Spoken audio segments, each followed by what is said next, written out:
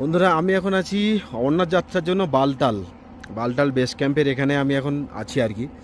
তো এই সময় আমার কাছে দেখছো দেখো কতটা পরিষ্কার, চারিদিকে পাহাড় দেখা যাচ্ছে, মেঘ চারিদিকে ভেসে যাচ্ছে, কতটা সৌন্দর্য লাগছে। তো এখন কটা বাজে জানো? টাইমটা তোমাদেরকে এই দেখো 7টা 18 বাজে।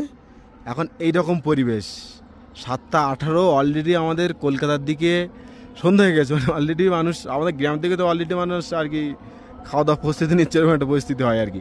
তো এখনও এখানে আর কি পুরো লাইট, ঠিক আছে। আর এই সূর্য এই সামনে মেঘের জন্য ঢেকে গেছে, সূর্য ওখানটায় এখনও অস্তও যায়নি সূর্য।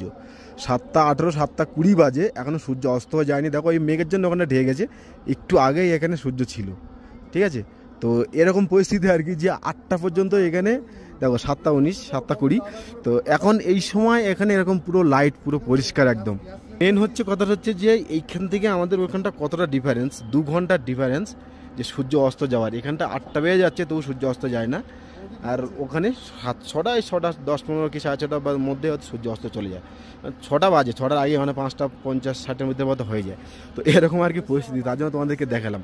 তো আমি এখন বালটাল বেস ক্যাম্পে, দেখো এই ক্যাম্পগুলো দেখো কি সুন্দর লাগছে। দেখো আমি এই সামনের ক্যাম্পটাতে আছি।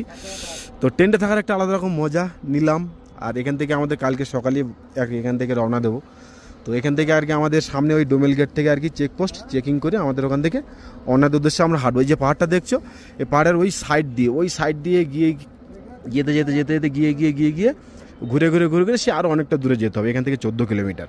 আর পেহেলগাম থেকে গেলে ওখান থেকে প্রায় 34 থেকে 37 কিলোমিটার পেহেলগাম রাস্তা থেকে, ঠিক আছে। তো আমরা পেহেলগাম থেকে নামবো, চন্দনবাড়ি পেহেলগাম হয়ে নামবো, আমরা বালটাল হয়ে যাচ্ছি, ঠিক আছে। তো আজকে আমাদের মেন যাত্রা মানে বন্ধ করে দিয়েছে। কালকে রাত্রে মানে একজন মারাও গেছে, একটা মহিলা রাস্তায় মানে ধস নামার জন্য আর কি, ল্যান্ডস্লাইড হচ্ছিল তার জন্য আর কি, স্লাইডের জন্য আর কি বন্ধ করে দিয়েছিল। তো আজকে সকাল থেকে পুরো বন্ধ ছিল। আমরা রেডিও হয়ে গেছিলাম, 3টের সময় ঘুম থেকে উঠে রেডিও হয়ে গেছিলাম, কিন্তু তারপরেও ঘোষণা করলো যে বন্ধ। মিলিটারি বলছে আজকে বন্ধ আছে, আজকে কাউকে যাত্রীর জন্য ছাড়া হবে না, রাস্তা ক্লিয়ার হবে, ঠিক হবে তারপরে। তো কালকে প্রচণ্ড বৃষ্টি হয়েছে, তার ফলে এটা হয়েছিল। আর আজকে তো পুরো ওয়েদার দেখতে পাচ্ছ এরকম মেঘ, কিন্তু মেঘ মানে আসছে ভেজে চলে যাচ্ছে। আজকে কোনো বৃষ্টিও হয়নি, একদম সুন্দর ওয়েদার, বৃষ্টিও আজকে হয়নি কিন্তু, ঠিক আছে। তো সামনে এরকম দেখো মেঘগুলো ভেসে যাচ্ছে, কী সুন্দর বেঁধে বেঁধে যাচ্ছে, মানে আলাদা রকম ফিল অনুভব হবে এখানে, ঠিক আছে। আর সত্যি কাশ্মীর যে বলে যে কাশ্মীর ভূস্বর্গ, তো সত্যি আসার পরে বুঝতে পারলাম যে সত্যি ভূস্বর্গ কাশ্মীর, ঠিক আছে। কারণ এত সুন্দর, মানে এক একটা স্পট আমি তো এখনও সব জায়গায় ঘুরিনি, যাইনি। তো যেটুকু ঘুরবো তোমাদেরকেও দেখাবো। তো আজকে যেটুকু ঘুরলাম 0 পয়েন্ট, জজিলা পাস, তারপরে কালকে ঘুরলাম সোনামার্গ, যেটা সোনমার্গ বলে সেটা, সেখানেও ঘুরলাম।